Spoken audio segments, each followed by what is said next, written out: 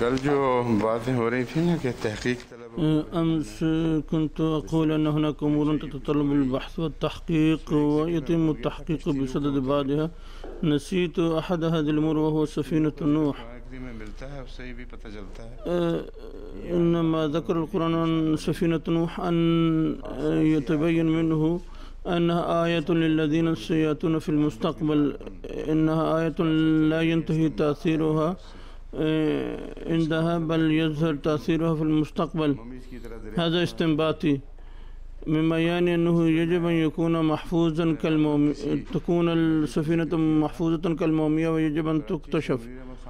وكنت ذكرت ذلك في أحد المجالس، وكان الأخ منير أحمد خان وهو من أقاربنا في كراتشي كان قابلني بعد ذلك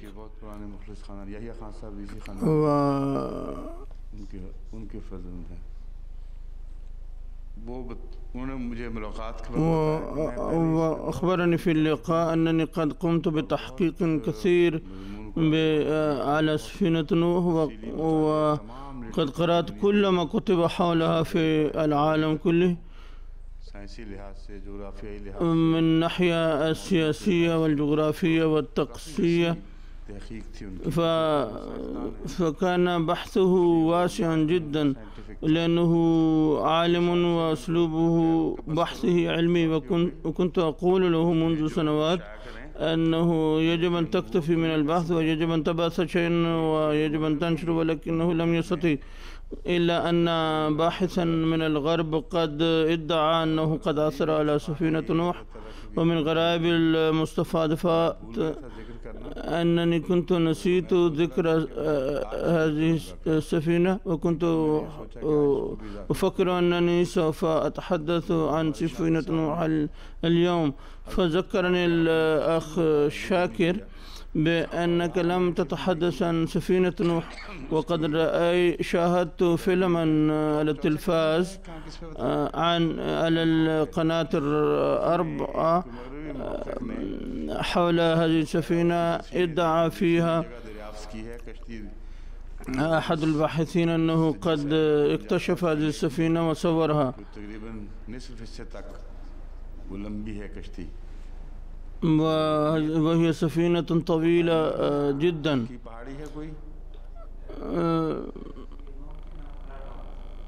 وقد ذكر أن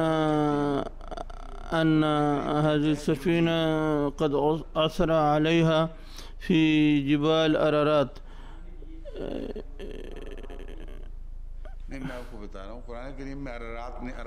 القرآن لا يذكر أرارات وإنما يذكر الجودي. يقول القرآن إنه استوت على الجودي، وسيدنا المصلح محمود الخليفة الثاني أتذكر أنه قال أنه لم يكن هناك أي أثر للجودي، ولكنهم عثروا الآن على منطقة اسمها جودي في جبال أرمينيا. فكل البحوث الأخرى يجب أن تكون جانبا، ولكن يجب أن دراسة الأمر من الناحية الجغرافية. الجبل الذي يسمى جوديا إذا ارتفع إلى قمة الماء فإلى أي مدى يمكن أن تغرق باقي اليابسة؟ وهل يمكن أن تصل المياه في تلك المنطقة بحيث تسبب فيضانا؟ القرآن يقول أن تلك المنطقة كالكوب والجام تحيطها الجبال، ومهما كانت هذه المنطقة واسعة، فإن إذا اجتمعت المياه بكثرة في منطقة كالجام ونزلت فيها المياه وتفجرت المياه من الأرض أيضا، فإن خروج الماء يكون أقل ومنسوب الماء يكون أكثر، بحيث يسبب فيضانات. وكل الفيضانات تقع هكذا. قد وقعت فيضانات في إنجلترا مؤخرا وكانت الأراضي مستوية، ولكن عندما نزلت المياه غزيرة وفاضت الأنهار خارج شواطئها فارتفع الماء 3 أو 5 أمتار.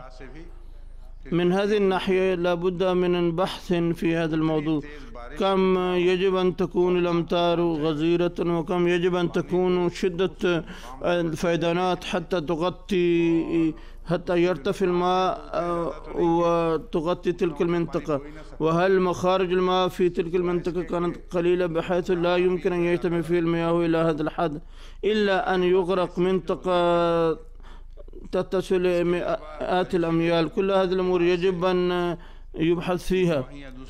والجانب الثاني للبحث هو التاريخي، يجب البحث عن شهادة تاريخية للعثور إلى تلك السفينة. لقد قلت للأستاذ الصيني عثمان أن يبحث عن سفينة نوح في تاريخ الصيني، وقد جلسنا معا كثيرا، وبعد دراسة المطالعة كثيرة وجد ذكر قديس وليس نبي. يذكر التاريخ الصيني أن طوفانا جاء في زمنه في الصين وهو مشابه لطوفان نوح، وقد وقع في زمن نوح تقريبا. فهذه مماثلة محيرة. هل هذا يعني أن أولاد نوح هاجروا إلى الصين وأخذوا معهم ذكرياتهم التاريخية عن طوفان نوح؟ فأذكر الأستاذ منير أحمد خان وغيره من الباحثين المحققين أن يوسعوا نطاق بحثهم. لا يكفي التحقيق في دائرة معينة، يجب أن يبحثوا في الأمر من الناحية التاريخية والروايات والقصص الموجودة في مختلف الشعوب. وكنت ذكرت لكم بصدد طوفان نوح وربما خلال الدرس، وقلت أنه في الحفريات التي تمت ما بين دجلة والفرات عثروا على ألواح لم يذكر فيه اسم نوح عليه السلام، وإنما ذكر اسم آخر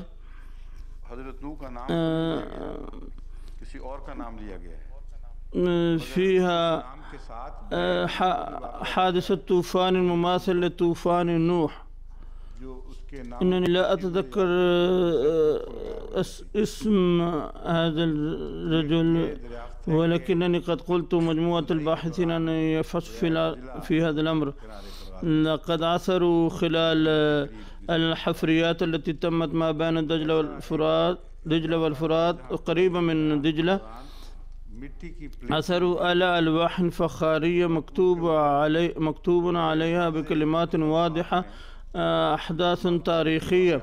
ملخصها يقول الكاتب أنني كنت أبحث عن الحق حتى وصلت إلى قديس فلان شهير، وهو عالم كبير ومنارة للعقل.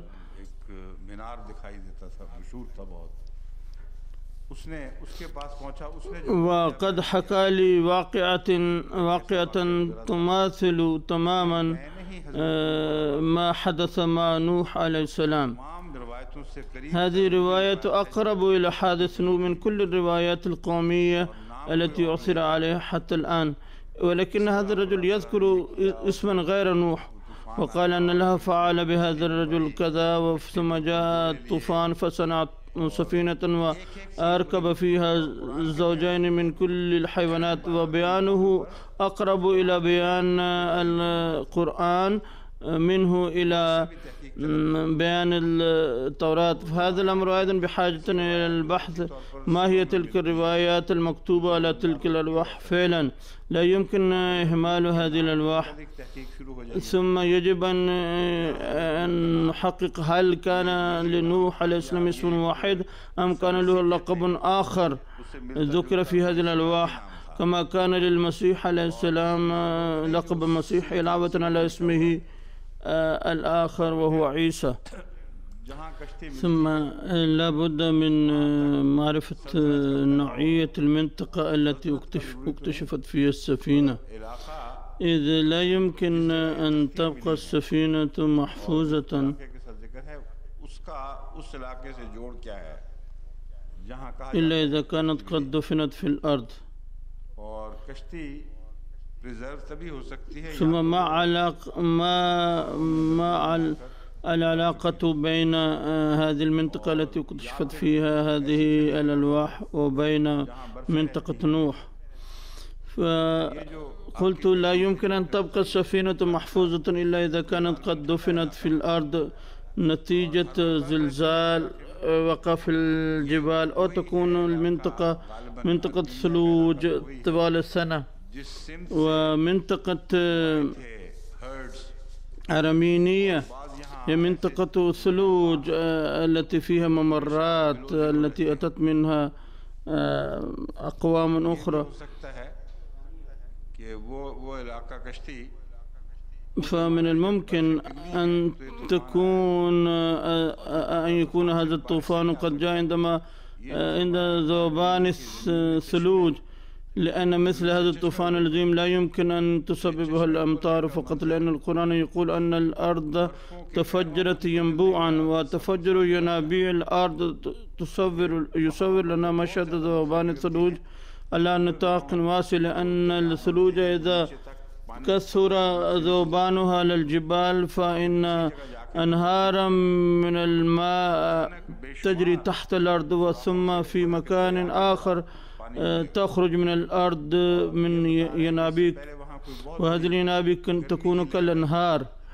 وهذا يدل أنه كان قد جاءت هناك موجة حر شديد سببت في ذوبان الثلوج بكثرة.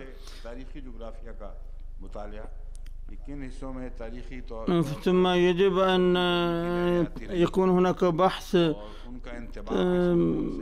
جغرافيا وتاريخيا ما هي المناطق التي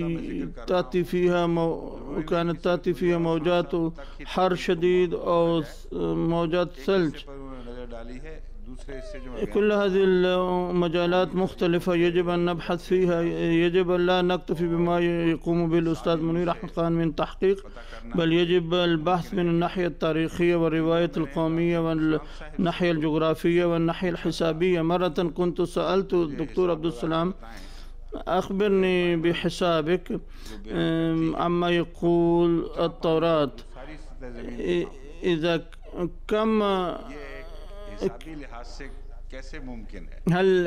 كيف يمكن أن تغطى الأرض كلها كما تقول التوراة؟ وماذا يقول حسابك؟ يقول هذا يتطلب أن تكون مياه أخرى مثل مياه الموجودة في المحيطات، عندها يمكن أن يغطى وجه الأرض كلها، وإلا لا، لأن كل الثلوج الموجودة على الأرض لو ذابت لا يمكن أن تغطي المياه بعدها أيضا وجه الأرض كلها. ولكن القرآن الكريم قد رسم رسما معقولا وقال أن الدنيا كلها لم تغرق، بل غرقت منطقة معينة من الأرض، وجاء طوفان لا مثيل له في التاريخ. فيجب أن نوجد الأدلة على ذلك. وإعجاز سفينة نوح بحسب دراسة القرآن يبدو أنه إعجاز باق كإعجاز جثة فرعون. فيجب أن تبحثوا في هذا الأمر على ضوء ما قلت وضوء ما يخطر ببالكم، ويجب أن لا تقوموا بهذا البحث ببطء، لأن العلماء الآخرين يقومون بالبحث بهذا الصدد بسرعة، فيجب أن نواكبهم بل يجب أن نسبقهم. أعوذ بالله من الشيطان الرجيم. بسم الله الرحمن الرحيم. الذين قالوا إن الله عهد إلينا لا نؤمن لرسول حتى يأتينا بقربان تأكله النار قل قد جاءكم رسل من قبلي بالبينات وبالذي قلتم فلم قتلتموهم إن كنتم صادقين فإن كذبوك فقد كذب رسل من قبلك جاءوا بالبينات والزبر والكتاب المنير كل نفس ذائقة الموت وإنما توفون أجوركم يوم القيامة فمن زحزح عن النار وأدخل الجنة فقد فاز وما الحياة الدنيا إلا متاع الغرور. هذه الآيات 184 إلى 164. كنا نتحدث عن الآية الأولى، وكنت أذكر أن النبوءات القرآنية وهي كثيرة، ولكنني اخترت بعضها وسوف أذكرها على سبيل المثال فقط. إحدى هذه النبوءات هي إذا النفوس زوجت، تزويج توصيل النفوس بعضهم ببعض، وهذه النبوة تتحقق كل يوم. نحن جالسون هنا واتصلنا باليابان والعالم كله. هذا مثال عظيم على تزويج النفوس. وفي العالم الديني إن الجماعة الإسلامية الأحمدية هي الوحيدة التي تقدم مثالا على تزويج النفوس. ليس هناك مثال في العالم الديني، بل في العالم غير الإسلامي وغير الديني الذين يهتمون بخدمة الإنسانية هم أيضا يقولون ويتحسرون: ليت عندنا أيضا نظاما للاتصال بعضنا ببعض. فلقد تلقينا تقريرا من داعيتنا وسكرتير التبليغ من أستراليا يقول أننا في إحدى المناسبات دعونا عضو البرلمان وبعض أصحاب النفوس الآخرين ورجال المؤسسات الخيرية ليتعرفوا على مسجدنا. وعندما وصلوا إلى استوديو MTA قناتنا، فلا أتذكر هل كان وزيرا أو مسؤولا حكوميا كبيرا، إلا أنه يعمل في بعض المؤسسات الخيرية.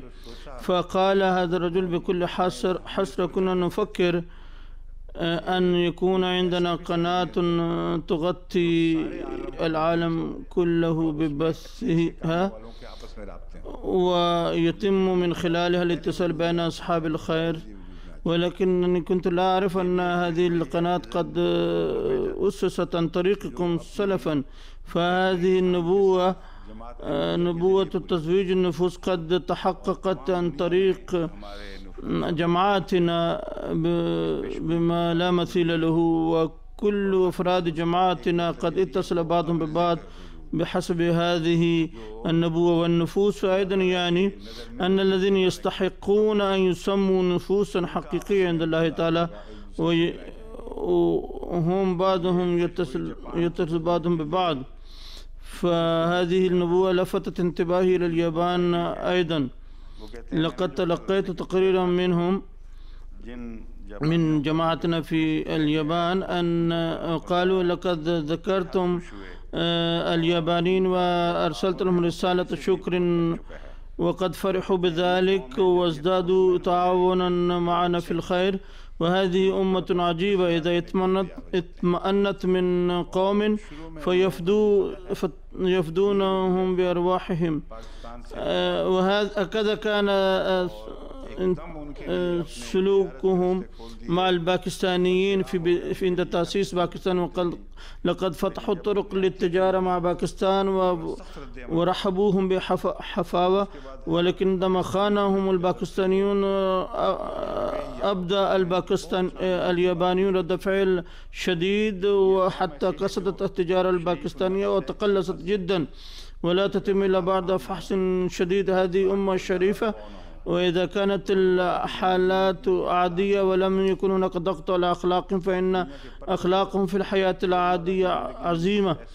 لن تجدوا أمة بهذه الأخلاق في العالم. ولكن إذا فقدوا الثقة بأحد فيعرضون تماما ويقطعون كل صلة، ويقولون أنه بخدماتنا في هذا الزلزال قد عادت الثقة ثانية مع الباكستانيين، وإلا كانوا يقولون أنهم قوم عاطلون متخلفون غير متحضرين. ولكن قد تأثروا بخدمتنا كثيرا حتى يفدوننا بكل شيء، حتى إن منظماتهم الحكومية تصل إلينا وتقول نحن ننفق عليكم. وقد ذكروا أن مخيمات كل المنظمات الخيرية تعمل بدون كهرباء، لأن كل نظام قد قلب رأسا على قلب. لذلك نحن نضيء خيمتنا بمولد كهرباء. وعندما عرفت مصلحة الكهرباء اليابانية بخدمتنا الممتازة، فإنهم قرروا أن يمدوا الأسلاك والعامدة من حيث يستطيعون، ويجب أن يمدون بالكهرباء مجانا ولن يتقاضون بأي شيء. وبسبب مخيمنا قد وصلت الكهرباء إلى المنظمات الخيرية الأخرى. فبفضل الله تعالى إن الأمة اليابانية شريفة. وكما أنك إذا ركبت مضخة الماء صار لك الاتصال مع الماء، صار لك الاتصال مع الماء في الأرض، كذلك صار لنا اتصال مع اليابانيين من خلال هذه الخدمة. فجزاهم الله كثيرا وترك تأثيرا دائما عليهم. لقد قلت للإمام حضرة الإمام أن يكتب لي شيئا باليابانية، فكتب لي هذا،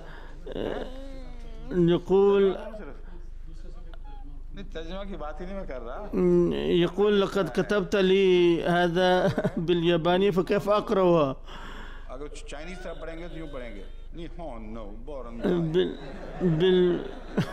بالياباني يقول أن نقرأ هكذا بها نو، ولكن باليابانية سنقرأ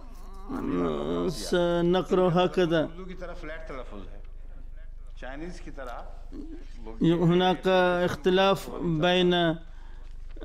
هناك فرق بين نطق اليابانيين ونطق الصينيين.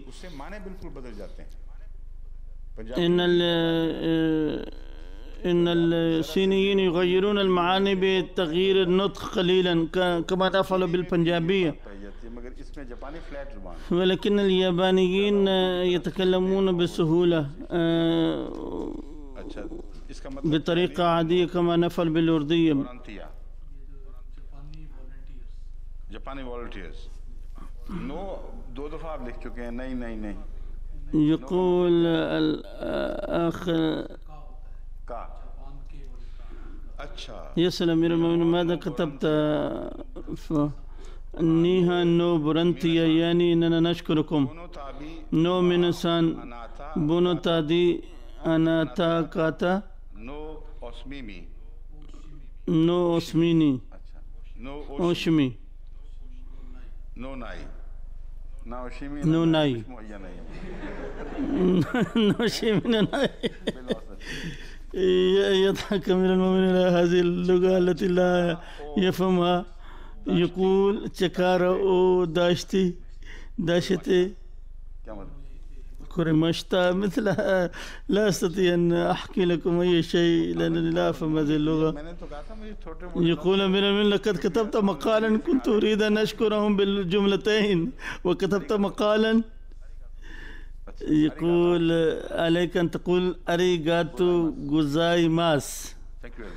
Thank you very much. मैंने दर्स देना है इसलिए अरिगातो गोजाइमास। अस्सलाम वालेकुम।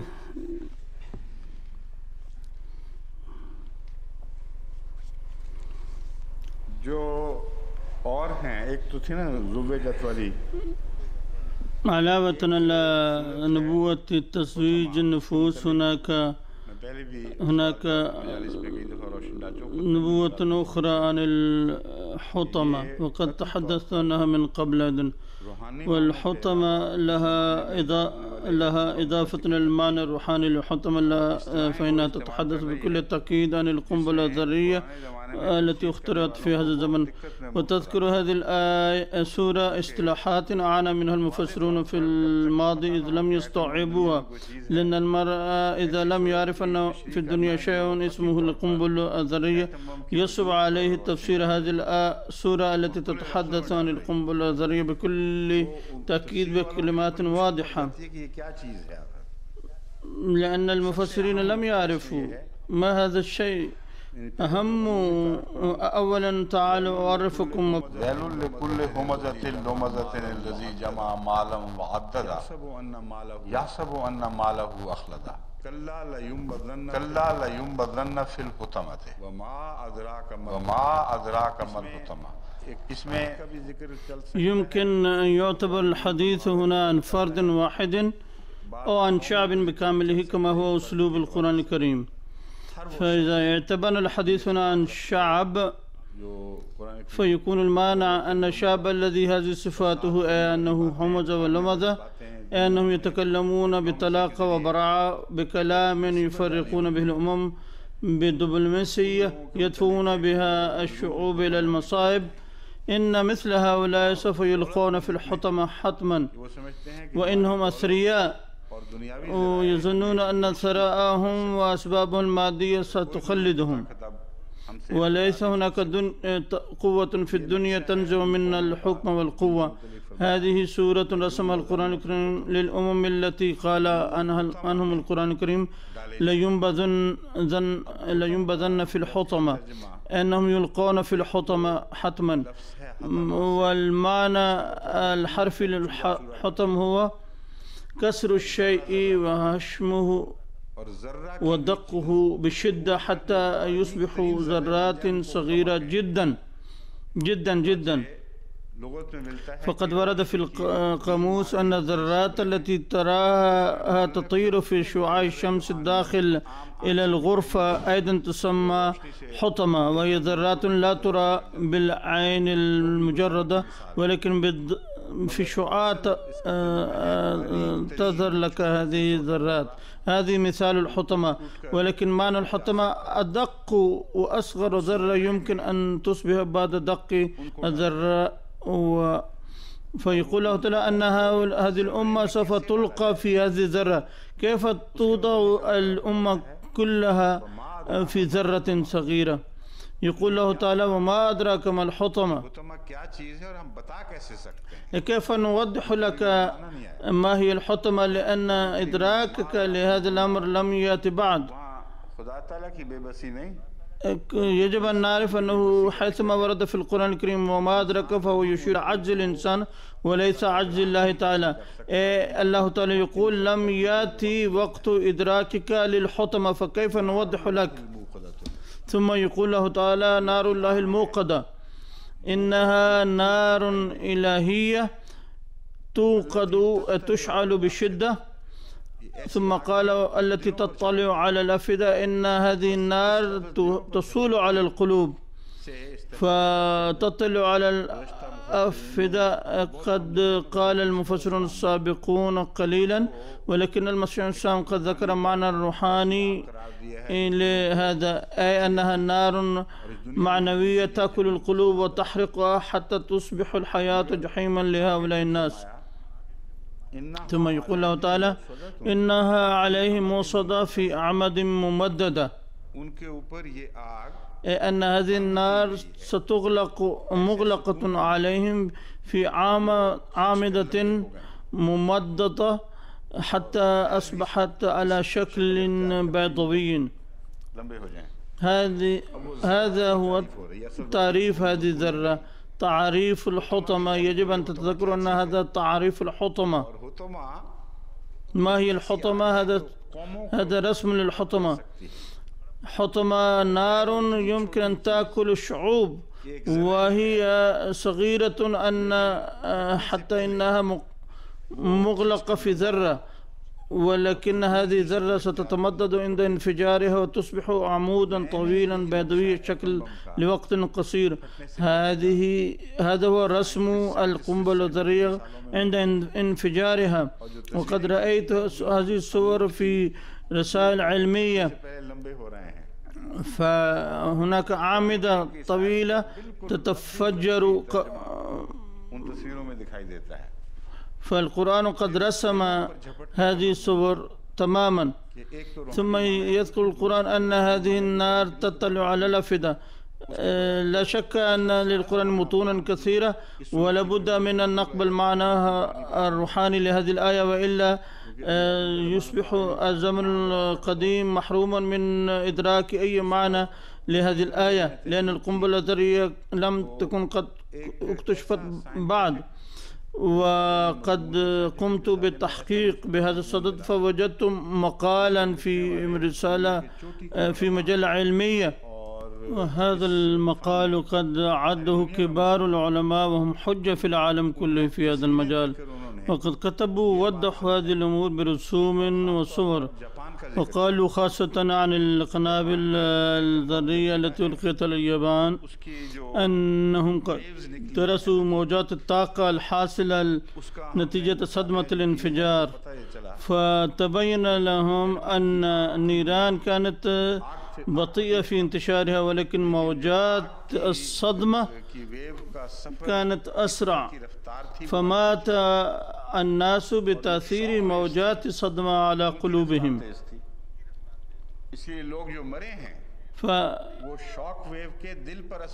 فمعظم الناس قد ماتوا بتأثير موجات الصدمة على قلوبهم.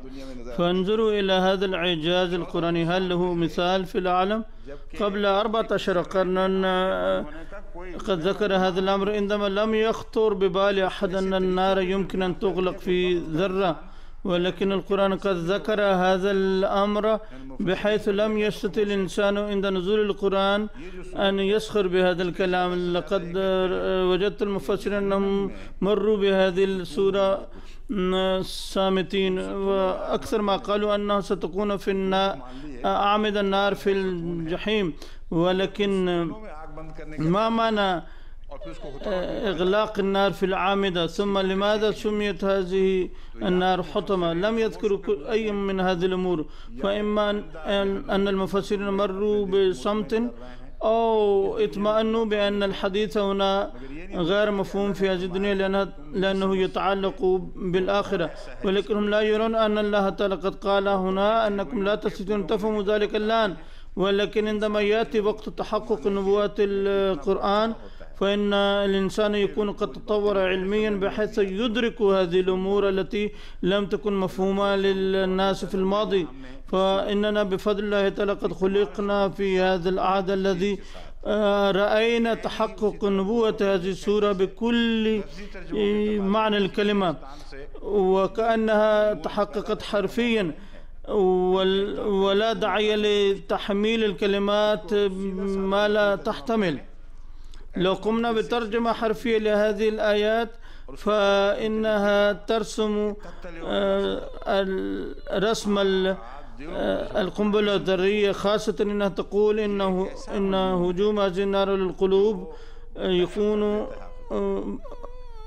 أن هذه النار تهاجم على القلوب بدلا من اللسان، وهذا أمر محير.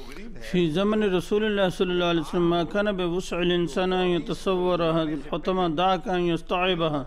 هل كان بوسعهم أن يتصوروا أن هناك نارا تهاجم القلوب وتحرقها قبل أن تحرق الأجسام؟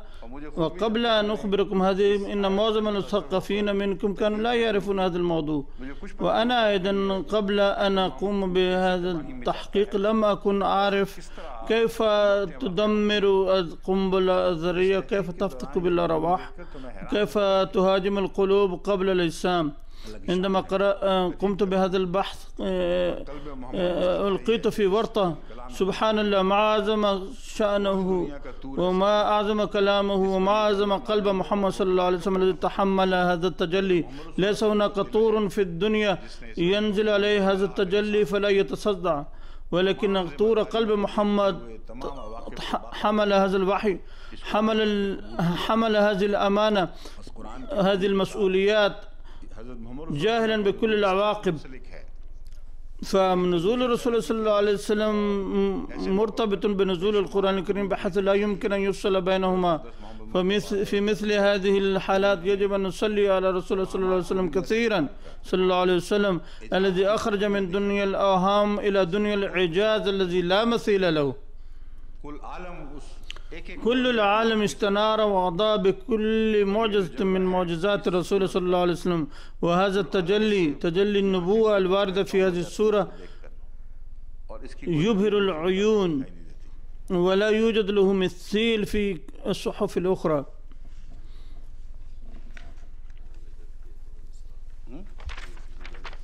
अच्छा हाँ ज़ुबैजत की एक और मिसाल अभी बात وهناك مثال آخر عن تزويج النفوس. كنت أتكلم قبل قليل أنه في أستراليا جاء وزير أو غير وزير، فأخبرني الإخوة من أستراليا الآن حالا أن وزير الهجرة جاء مع طاقمه، فعندما رآنا وراء قناتنا تحير جدا لأنه عمل عظيم جبار. أين الأستاذ جسوال حتى أهنئه؟ فنتيجة تزويج النفوس قد تقلصت المسافة بيننا وبينهم في أستراليا واليابان، وغرائب الله لا تنتهي. لقد قال أمير الجماعة أن هذا الوزير قال شيئا آخر، أنه لما عرف أننا اجتمعنا هنا في منتصف الليل هنا لاستماع درس القرآن الكريم، قال يقول أمير المؤمنين لأخ جسوال مبروك، يقول مبروك لك يا أمير المؤمنين. فقال الوزير لو جمعنا الناس وركبنا الصحن والقناة ومن يستمعنا بالليل في منتصف الليل فلا فائدة من هذه المحاولة، إذ لا نستطيع أن نوجد جماعة تعمل كالمجانين العشاق وتجتمع في منتصف الليل لسماع درس القرآن الكريم. وقد ذكر للأستاذ حميد الرحمن في أمريكا أنه عندما لم يكن الصحن قد ركب في بيتي كنت أذهب إلى المسجد، وهناك اختلاف الوقت بين لندن وأمريكا، ولذلك كنا نستيقظ في منتصف الليل ونأخذ معنا سحورنا ونسافر من فوق الثلوج ونصل إلى المسجد، وهناك نستمع إلى الدرس بعد قطع مسافة تستغرق ساعة أقل.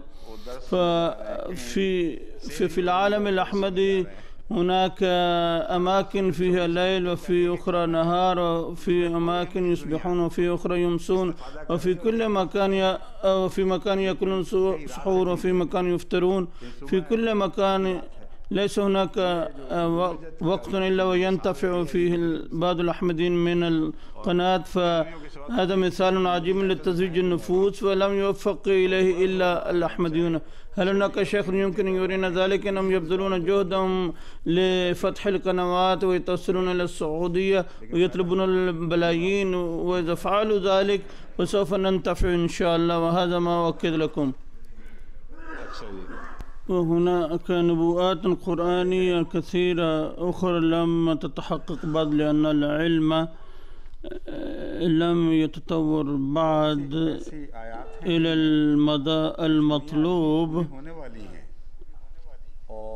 وقد وأترك هذه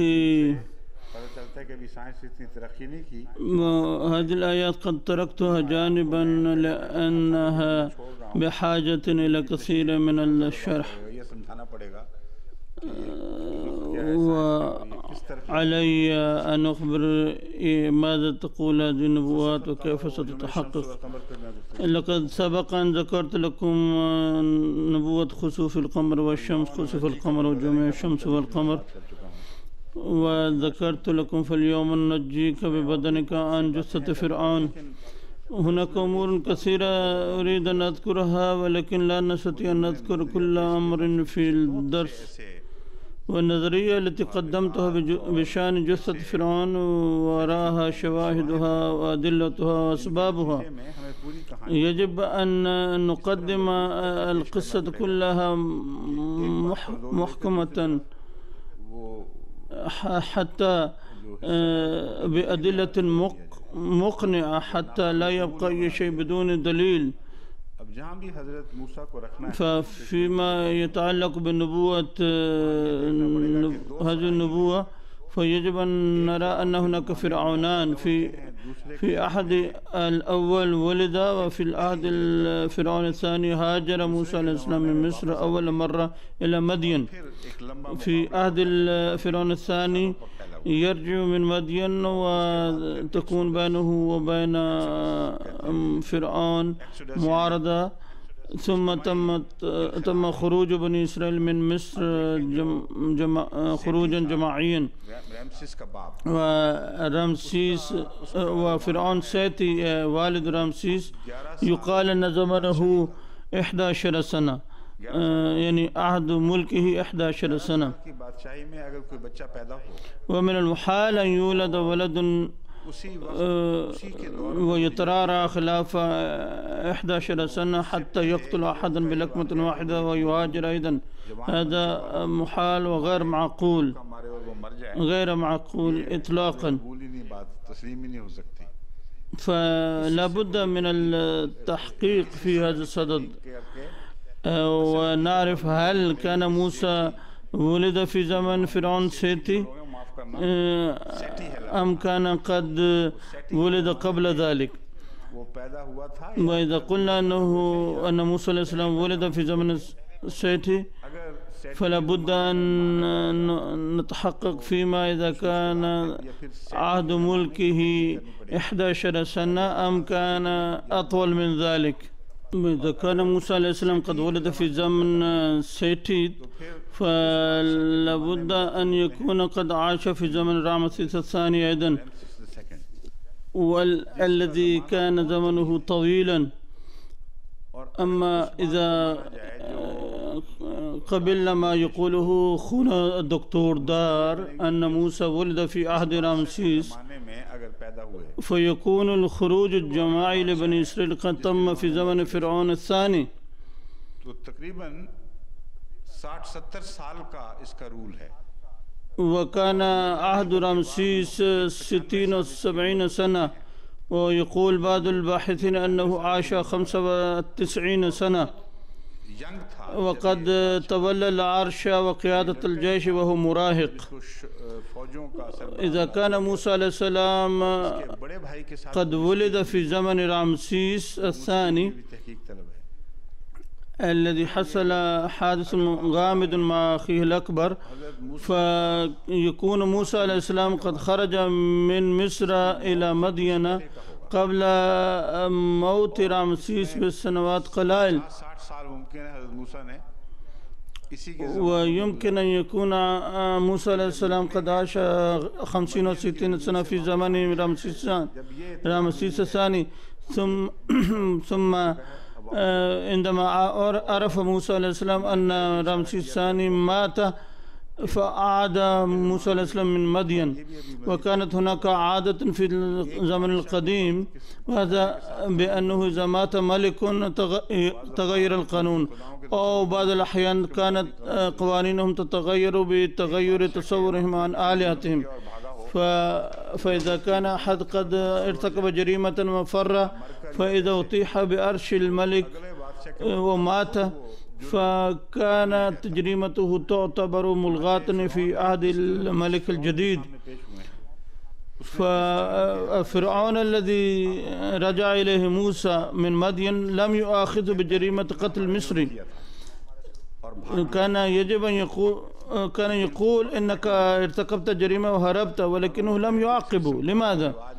يبدو أن مثل هذه العادة كانت عند المصريين، حيث كانت القوانين تتغير بالتغير الملك، وكان المجرمون القدامى يرجعون إلى وطنهم، وإذا لم يحصل أن يكون هذا القانون فلماذا حصل ذلك؟ هذا أمر محير.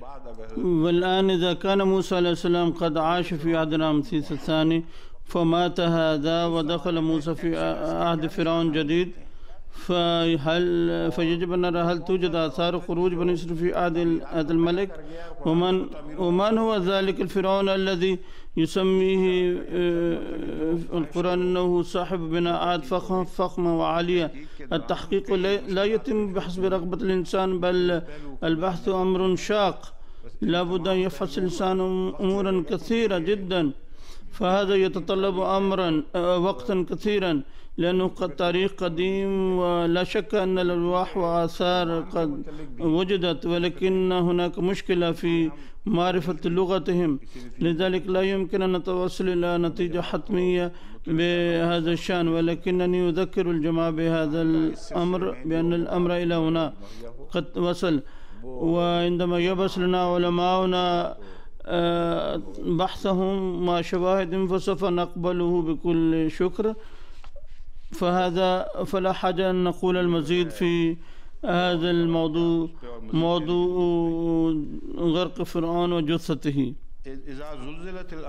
ثم هناك نبوة أخرى في قول الله تعالى: إذا زلزلت الأرض زلزالها وأخرجت الأرض أثقالها وقال الإنسان ما لها يومئذ تحدث أخبارها بأن ربك أوحى لها.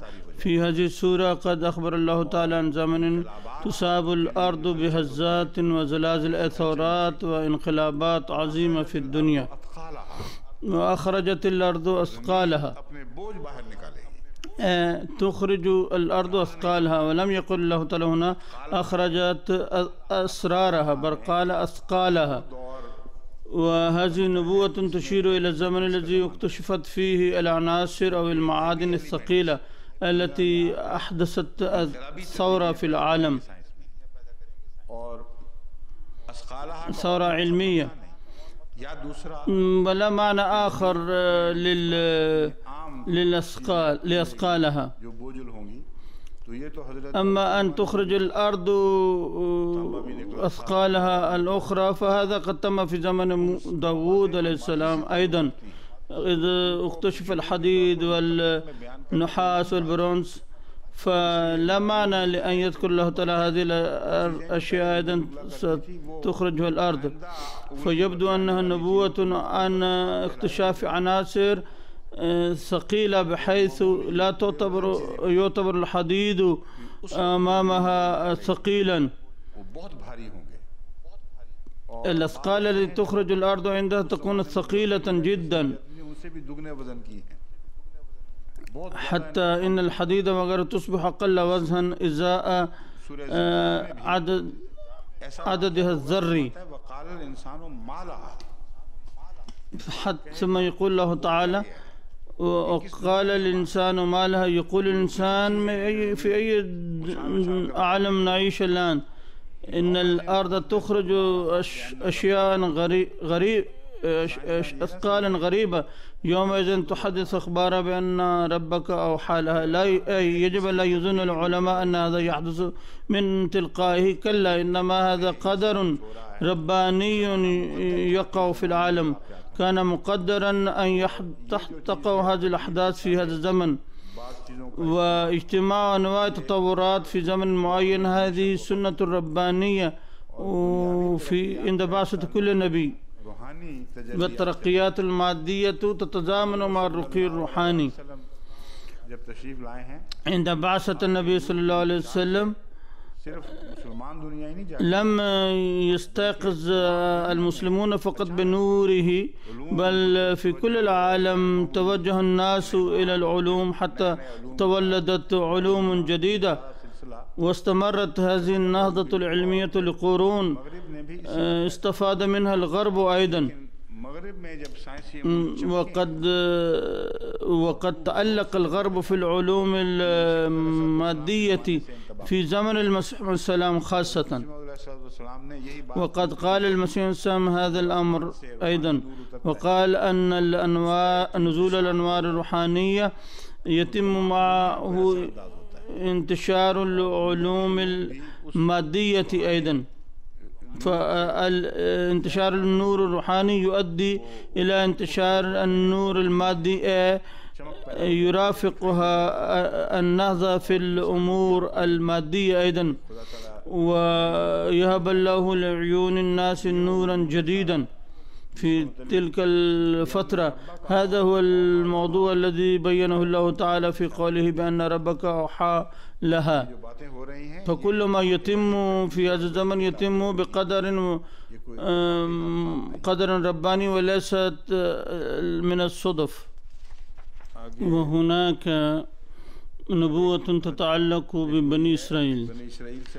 يقول الله تعالى في سورة الأنبياء وقلنا من بعده لبني إسرائيل اسكنوا الأرض فإذا جاء وعد الآخرة جئنا بكم لفيفا.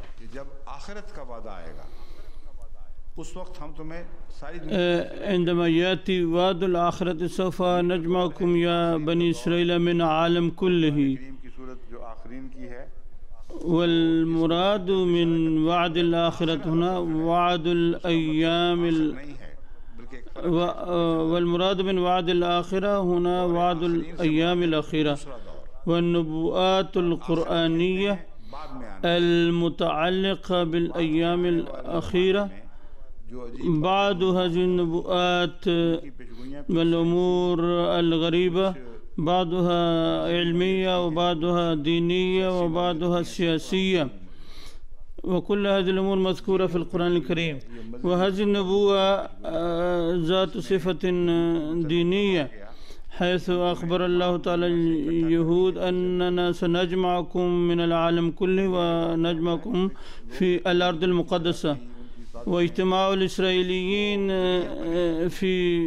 في هذا المكان وتشكيل دولة إسرائيل يقول الناس أنه كان بمكر ومؤامرة اليهود، ولكن هذا صحيح، ولكنه كان مقدرا. أخبر القرآن الكريم عن هذا القدر، وكان على المسلمين أن يتعظوا بهذه الآية ولا يحاولوا بذل جهود تتصادم مع هذا القدر، وكلما حاولوا تضرروا. كان عليهم أن يبذلوا جهودا ذكرها القرآن الكريم وذكر أنها تنجح دائما، ولكنهم لم يلتفتوا إلى بذل هذه الجهود. لا أقول أن يجلسوا عاتلين ويقول أن قدر الله قد ظهر، بل أنا أعرف أن هذا كان قدرا مبرما لا تبديل فيه، ولكن كان هناك قدرا آخر لو توجهوا إليه لتضرروا من إسرائيل أقل قدر. لتحقق ولو فعلوا ذلك لتحقق هذه النبوة عن بني إسرائيل، وكان الفتح الأخير للمسلمين. يقول الله تعالى في سورة بني إسرائيل، وسورة بني إسرائيل تسمى عند العرب سورة الإسراء. أنا أوضح ذلك لأن بعض العرب أيضا يستمعون في أوروبا وفي الولايات الروسية، وأنا أتلقى رسائل منهم ويقولون أننا نرغب في سماع درسك للقرآن الكريم، ويقولون ما هي سورة بني إسرائيل؟ إن سورة بني إسرائيل تسمى عندنا في القارة الهندية بهذا الاسم، ولم نختار هذا الاسم من عندنا، بل هذا الاسم ثابت من الرسول صلى الله عليه وسلم. ولكن هذه السورة شهيرة في المصاحف المطبوعة في البلاد العربية باسم الإسراء. فعندما أقول سورة بني إسرائيل فيجب أن يعرف العرب أنني أعني سورة الإسراء. وقد ورد في سورة الإسراء رقم 105، وهذا باعتبار البسملة أول آية منها.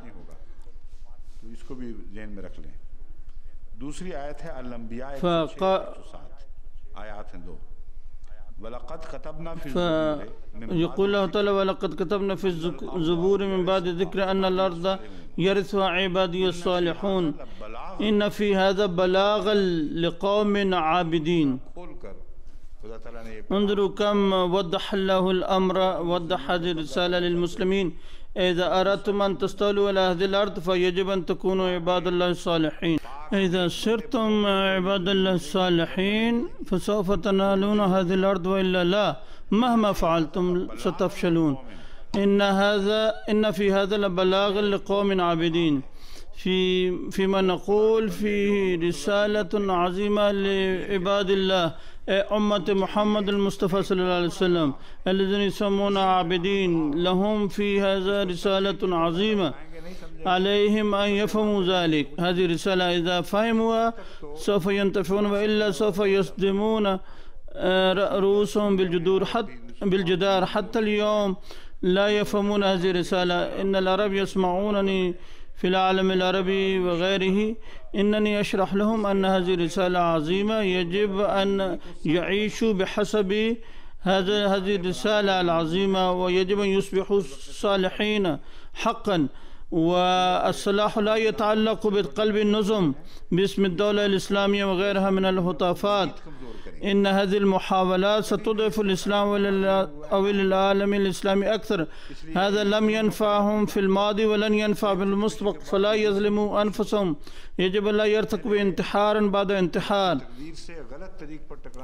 لقد استخدموا بقدر الله تعالى بالتهور وتضرروا وتسببوا في إعطاء إسرائيل أكثر مما كانت ستأخذه.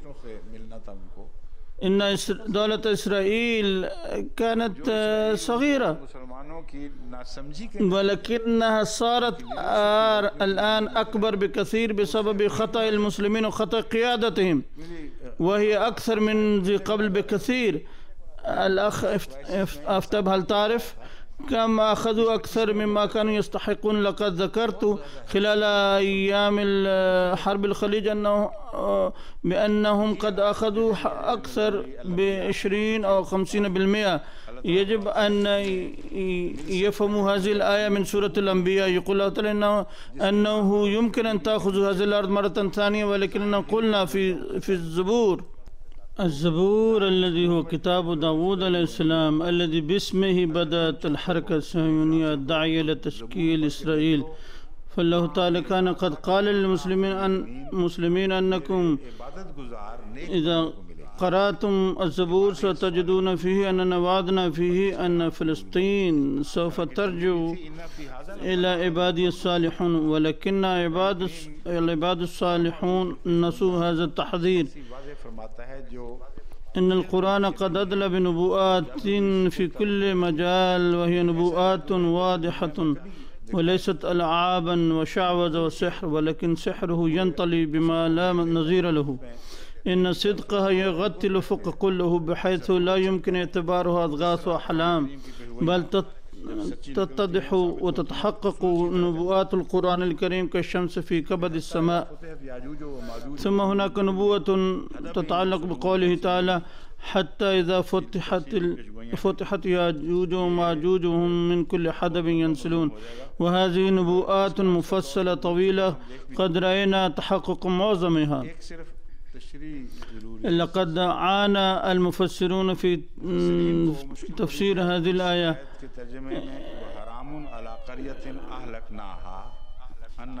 قال الله تعالى وحرام على قرية أهلكنا أنهم لا يرجعون حتى إذا فتحت يأجوج وماجوج وهم من كل حدب ينسلون. حرام أن يعود أهل قرية أهلكهم الله تعالى، إنهم لا يرجعون إلى هذه الدنيا. ويقول المفسرون حتى إذا فتحت ياجوج وماجوج وهم من كل حدب ينسلون، عندما يفتح الياجوج وماجوج عندها يمكن إحياء الموتى في هذه الدنيا حقيقة. هذا ما يرى بعض المفسرين، ويرون أن هذه سنة الله القديمة المستمرة سوف تتغير في زمن الياجوج وماجوج، ويعاد الموتى إلى الحياة في هذه الدنيا. هذا المعنى ليس صحيحا، بل إن قوله تعالى حتى يعني حتى ولو ازدهر العلم كثيرا في عهد ياجوج وماجوج، فإن هذه السنة الإلهية المستمرة منذ القدم لن تتغير ولن يعود الموتى إلى الحياة في هذه الدنيا. هذا المعنى لا يتعارض مع آيات أخرى من القرآن الكريم بل يتفق معها ولا يغير ولا يقتضي تغيير سنة الله المستمرة بل يدعمها. فمهما خرج الياجوج وماجوج ومهما أحرزوا التطور العلمي ومهما استولوا على العالم فإن هذه السنة الإلهية لن تتغير في زمنهم أيضا. هذا هو معنى هذه الآية. ثم يقول الله تعالى يسألونك عن الجبال فقل ينسفها ربي نسفا فيذرها قاعا صفصفا لا ترى فيها عوجا ولا أمتا يومئذ يتبعون الداعي لا عوج له. لقد تناولت هذه الآية من قبل أيضا مرارا واعلموا أن هذه الآيات تلقي الضوء على الآيات التي تقول أن الجبال كانت تسبح مع داود. القرآن ذكر هذه الأمور مرارا والآيات الأخرى توضح هذه الأمثلة حيث بين الله تعالى أن الجبال عندنا هم الأمم العظيمة القوية ورجال أقوياء وعظماء. بعض الأحيان ذكر القرآن هذه الأمم باسم الطيور والحشرات أيضا كما نجد ذكر قوم النملة كانوا أناسا كانوا أمة مثلنا. وبعض الأحيان يذكرهم القرآن الكريم دوابا كدابة الأرض أيضا. فإن هذه الآية تبين معنى الجبال أيضا. المراد من الجبال هنا أمم عظيمة شعوب دنيوية مادية عني إلى ياجوج وماجوج. يقول الله تعالى يسألونك عن الجبال إنهم يسألونك عن الجبال فقل ينسفها ربي نسفا إن ربي سوف يمزقها تمزيقا. فما هي الجبال التي كانوا يسألونها وكيف أجاب الرسول صلى الله عليه وسلم عن هذا السؤال؟ هذه مسألة هامة. هذه الآيات قد بيّنت هذه المسألة. كان على جانب من المسلمين العرب إمبراطورية رومانية التي كانت جبلا عظيما وعلى الجانب الثاني إمبراطورية الفرس. وكان العرب أمة ضعيفة بين هذين الجبلين الشامخين وكانوا يدعون أنهم سيتغلبون على العالم كله.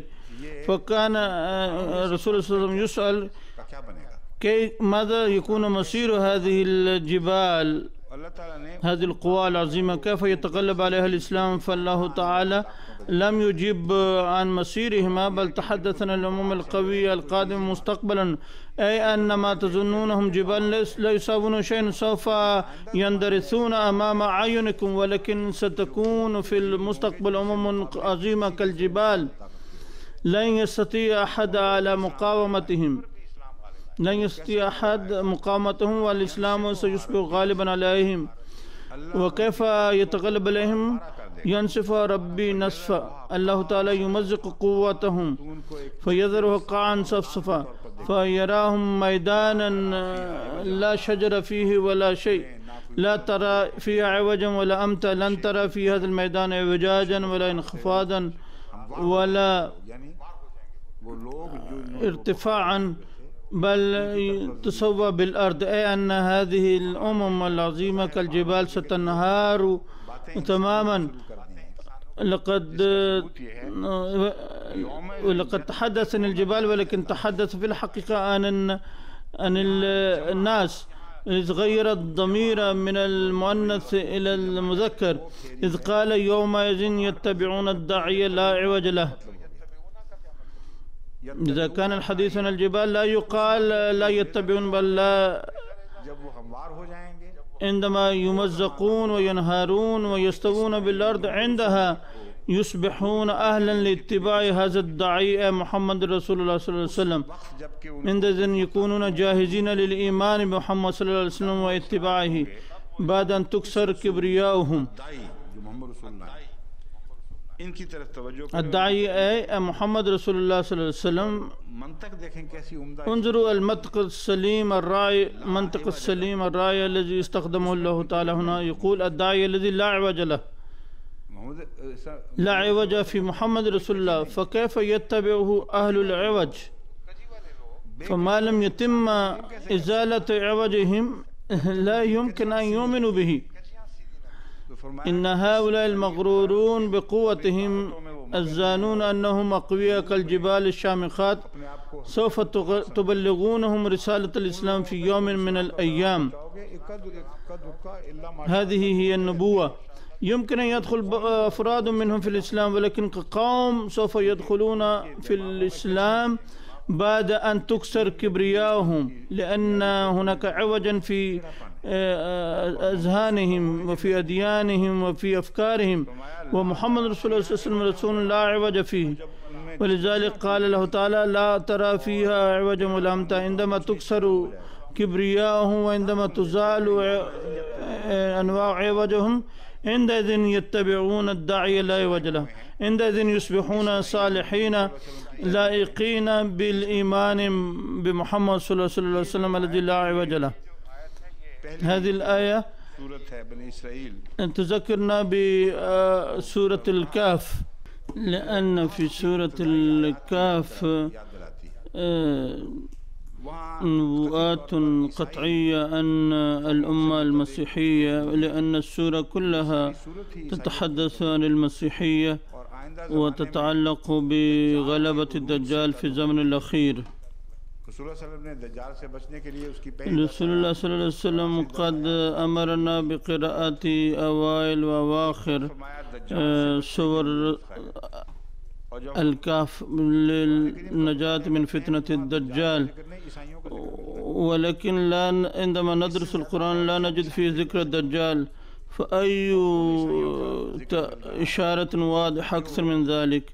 لأن هذه السورة تتحدث عن المسيحيين الذين يعتبرون المسيح ابن الله ويرتكبون هكذا ظلما عظيما.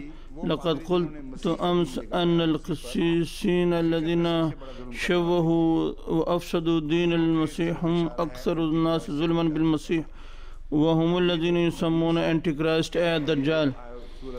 انظروا كيف أن هذا الحديث النبوي عن خروج الدجال ومضمون هذه السورة سورة الكهف يتفقان. يقول الله تعالى الحمد لله الذي أنزل على عبده الكتاب ولم يجعل له عوجا. أن الحمد لله الذي أنزل الكتاب على عبده ولم يجعل له عوجا ولم يجعل فيه عوجا انحرافا. انظروا كيف جاء العوج هنا أيضا وفي سورة طه أيضا. معظم المفسرين أن العوج يتعلق بالكتاب، ولكن آيات سورة طه تبين أن العوج يتعلق بالرسول صلى الله عليه وسلم قبل الكتاب، لأنه في سورة طه أخبر الله تعالى أنهم يتبعون الرسول الذي لا عوج له.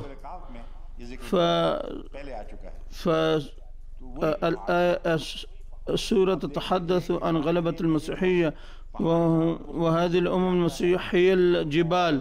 فترون أن القرآن الكريم يستخدم استخدامات عديدة عن الجبال ويشرحها.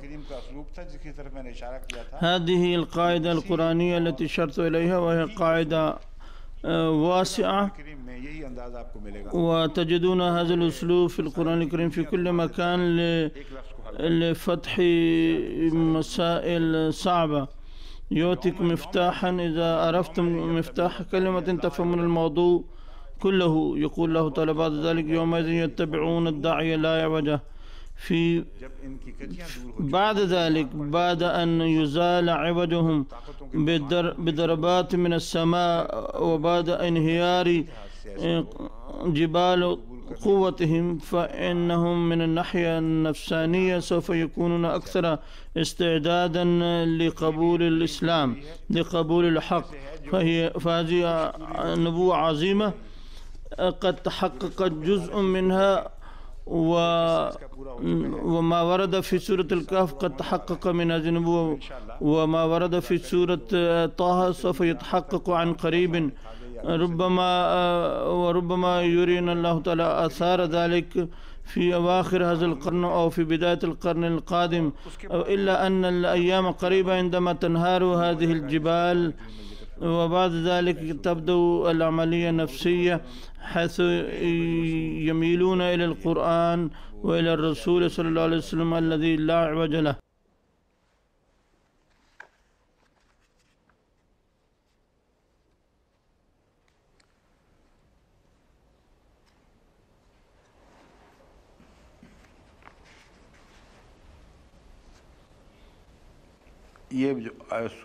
وفي سورة الانفطار إذا السماء انفطرت أيضا أنباء عظيمة، ولكن لا أستطيع أن أشرحها لضيق الوقت لأنها بحاجة إلى شرح كثير.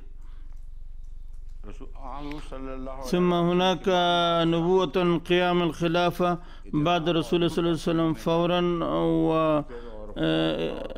واستحكامها وتبديل الخوف أمنا، وهذه النبوة وردت في سورة النور الآية 56.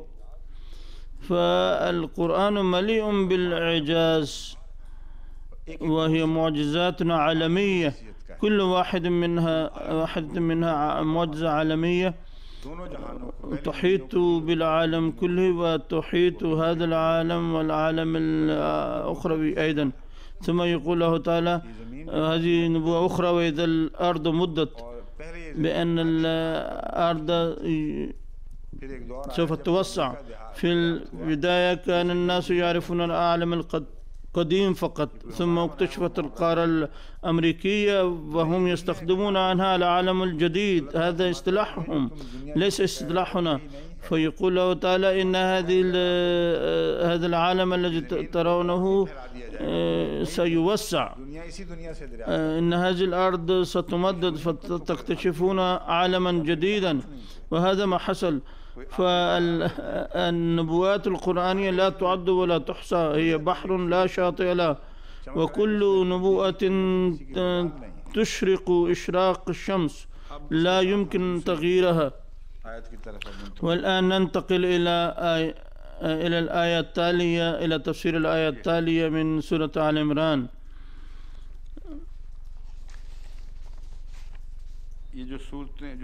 نقول أمير المؤمنين هذه الأقوال والمراجع يجب أن تجمعها، لأن الموضوع هام ويمكن أن نتناوله عندما نجد الوقت، عندما يكون عندنا وقت أكثر. يقول الله تعالى في سورة آل عمران: فإن كذبوك فقد كذب رسل من قبلك جاءوا بالبينات والزبر والكتاب المنير. إن كذبوك فلا بأس، دعهم يكذبوك، هذا لا يغير شيئا. لماذا؟ فقد كذب رسل من قبلك. لم يذكر الله تعالى هنا أن جميع الرسل قد كذبوا، لأننا ليست عندنا شهادات هل كل واحد منهم كذب أم لم يكذب. مثلا إبراهيم عليه السلام كذب ثم فهاجر، ثم ولد إسحاق وإسماعيل، وقد صار نبيين في حياة إبراهيم، ولكن لا نعرف هل كذب أم لم يكذب. فلا نستطيع أن نجمع هذه الشهادات لأنه أمر صعب. ولكن الله تعالى يذكر هنا كلمة الرسل نكرة، فالله تعالى يشير إشارة عمومية، ولا حاجة أن نتأكد أن كل نبي 100% من الأنبياء قد كذبوا، ولكن إذا ثبت أن أكثرهم قد كذبوا فقد قام دليلنا. فأنت إذن رسولنا، وقد كذب رسل من قبلك وكذبوا بكثرة. वो भी तो किताबें وقد جاءوا بالبينات بالآيات الواضحة निशानात लेकर والزبر वो ज़ुबर है الكلام الذي كان قطعا या टुकड़ा टुकड़ा कुछ कलाम उन्होंने पेश किया है زبر يمكن أن يشير إلى الآيات التي يتوى بها أو الكلام الذي يتوى به والكتاب المنير أي الكتاب الواضح والمفسرون عندما يدخلون في شرح كلمات فيركزون على كلمة الزبر وأقرأ عليكم ما ورد في القواميس بصدد كلمة الزبر زبره رماه بالحجارة وزبره عن الأمر منعه ونهاه عنه فالزبر كالزجر ये लफ्ज़ ज़बर के ताबे है वज़ादा फी मुफ़रदात وزبر الكتاب كتبه كتابة غليظة राग़िब में लिखा है कि वो किताब وكل كتاب غليظ الكتاب يقال له زبور وخص الزبور بالكتاب المنزل على داود عليه السلام लेकिन उर्फ में قال الله تعالى وآتينا داود زبورا قال الراغب قال بعضهم الزبور اسم للكتاب المقصور على الحكم العقلية دون الأحكام الشرعية इलाही कलाम को कहते हैं यानी बास के इमाम राग़िब बाज़ दूसरों का हवाला देते हैं الإمام راغب ينقل عن الآخرين الذين يقولون أن الزبور اسم للكتاب المقصور على الحكم والعقلية دون الأحكام الشرعية وقيل يجوز أن يقال الزبور لكتاب يتضمن الزجر عن خلاف الحق من قولك زبره إذا زجره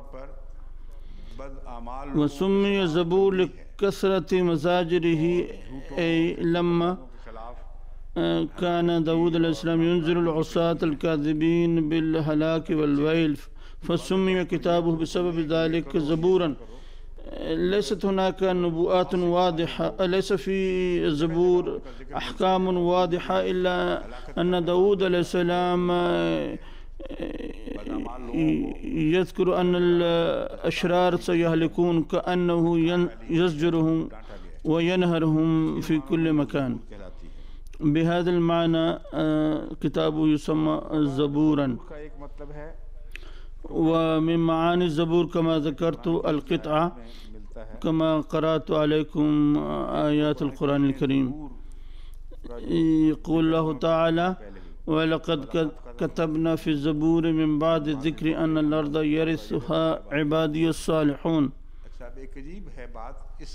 وهناك أمر عجيب في هذه الآية عن زبور داود عليه السلام فالله تعالى يذكر هنا كما ذكر في اللغة أيضا شرح اللغة أن كل باب من الزبور يبدأ بذكر الله تعالى ثم يليه بعض الأنباء المستقبلية عن هلاك العصاة والمفسدين فالله تعالى يقول أن هذا كان من أسلوب داود أنه كان يذكر الله أولا ثم يتبع ذكره بإنذار ومثاله إن الأرض يرثها عبادي الصالحون إن الأرض المقدسة سوف يرثها في الأخير عبادي الصالحون ثم ورد في القرآن آتوني زبر الحديد أن ذلك الملك أو عبد الله المختار الذي اسمه ذو القرنين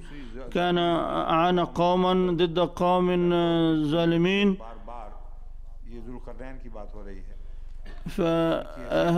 فقال لي آتوني زبر الحديد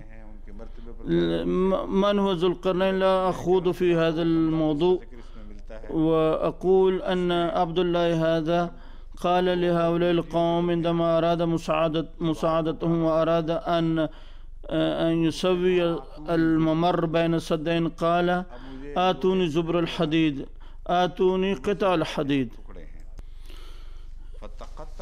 ثم يقول له تعالى فتقطعوا أمرهم بينهم زبرا، أنما آتاهم الله تعالى من أمرنا شريعة قد قطعوها قطعا، تشتتت كلمتهم واختلفت وصاروا فرقا. فالزبر هنا قطعا، فالزبر يعني قطعا مادية، وأيضا يعني فرقة الأمم وتشتتها واختلاف كلمتها.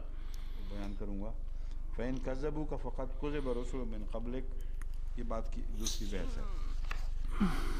زبور کے مطالعہ سے وبمطالعة الزبور يتضح أنه ليس كله كلام الله تعالى، بل فيها مناجات لداود عليه السلام مع ربه. ولذلك نجد في القرآن الكريم أنه يقول عن داود عليه السلام يا داود أوببي معه والطير. عندما يتغنى عبدنا داود بأناشيد حمدي وتسبيحه فعليكم أن تنضموا إليه. كان هذا الأمر لأهل الجبال وللطير الذين يحلقون في السماء الروحانية. فأسلوب حمد داود عليه السلام مؤثر رائع جدا، ولذلك ذكر الله تعالى أنكم إذا قرأتم زبور داود سوف تجدون في ذكر الله تعالى وبعدها أنباء. فالبارد في زبور داود عليه السلام ذكر الله تعالى، وثانيا لن تجدوا بين أبوابه اتصال وتسلسل من ناحية الموضوع أو الزمان. فيه 150 بابا و5 كتب، وإذا قرأتموها فلن تجدوها كالقرآن الكريم وغيرها من الصحف موضوعا مرتبطا، بل أسلوبه أسلوب الغزل والنشيد. وكما يذكر في النشيد مواضيع مختلفة، كذلك تسمى هذه مزامير وأناشيد داود وأناشيد سليمان، لأن سليمان عليه السلام تعلم هذا الأسلوب لحمد الله تعالى من أبيه، وهذا ما يسمى نشيد الأنشاد. فالنشيد والترانيم فيها قطع من مواضيع شتى، وفي كل بيت موضوع مختلف.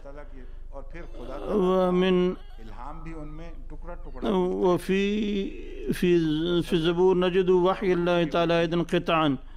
فأناشيد داود عليه السلام التي كانت مليئة بذكر الله تعالى والتي أحبها الله تعالى نجد في أماكن منها وحي الله تعالى بصورة واضحة، ونجد فيه أنباء قد لا تكون وحيا من الله تعالى لفظيا، ولكنها بلا شك كانت بناء على وحي الله تعالى.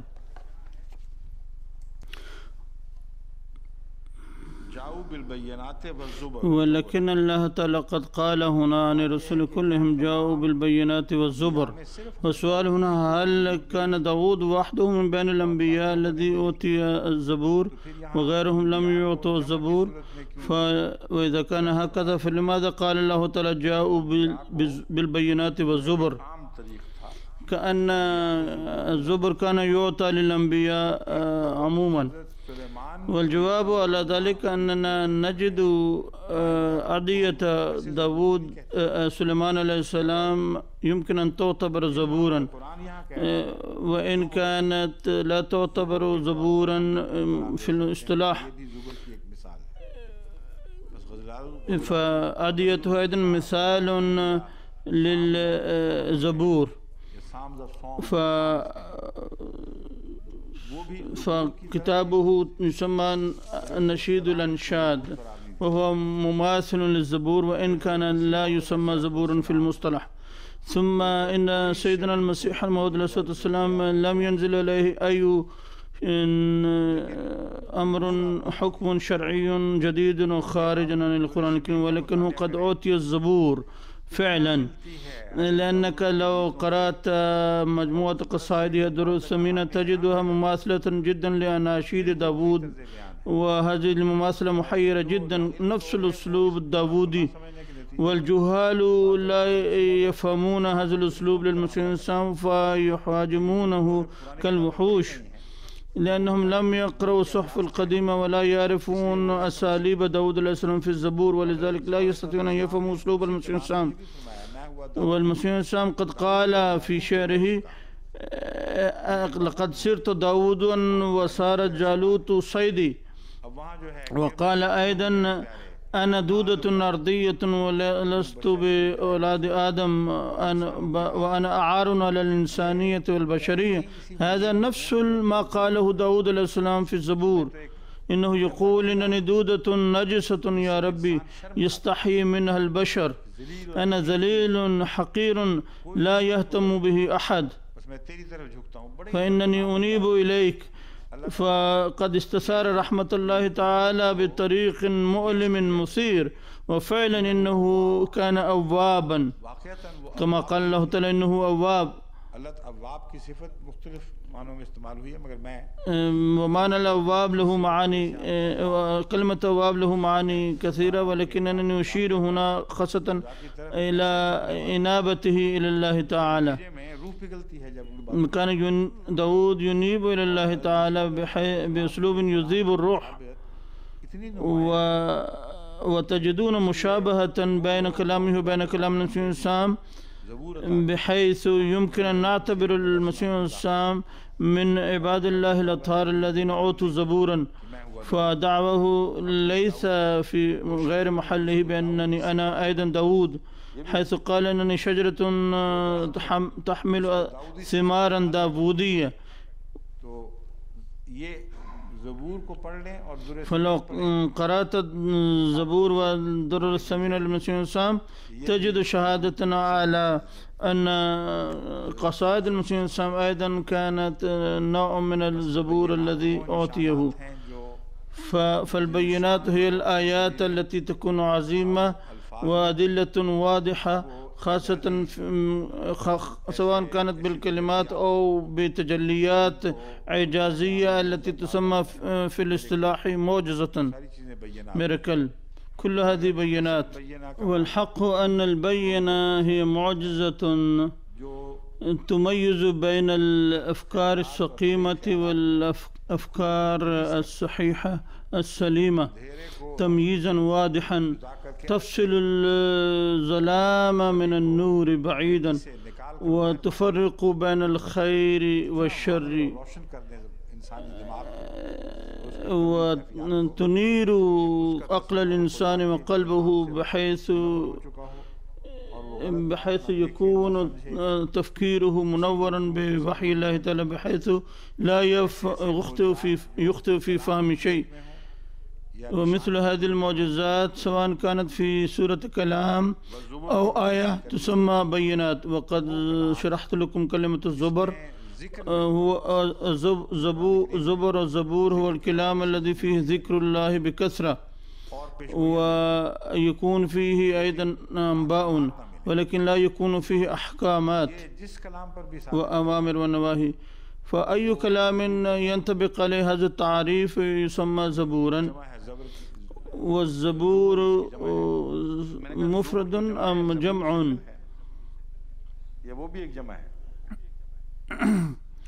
الزبر هو الجمع، أما الزبور فلا أتذكر جيدا، لأن الزبر هو جمع بلا شك،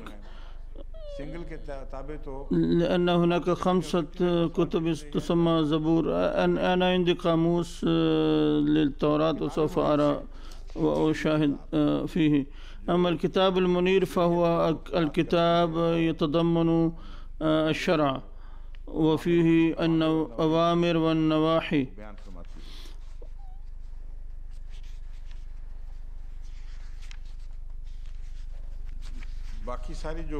وكل هذا الكلام الموجود أمامي هو قد لخصته، وهو يتعلق بشرح الزبور والكتاب. اتفق جميع المفسرين أن الكتاب يعني هنا كلام الله الذي يشتمل على الأحكام الإلهية والأوامر والنواهي الشريعة. فالشريعة تسمى الكتاب. والآية التالية كل نفس ذائقة الموت وإنما توفون أجوركم يوم القيامة. كل نفس ستذوق الموت وسوف تعطون أجوركم وافية يوم القيامة. نبدأ هذه الآية غدا لأن الوقت قد انتهى، وسوف نبدأ تفسير هذه الآية غدا، وإلا سوف نترك تفسيرها ناقصا. هل هناك شيء جديد؟ قال لا. يقول أمير المؤمنين طيب. السلام عليكم ورحمة الله وبركاته.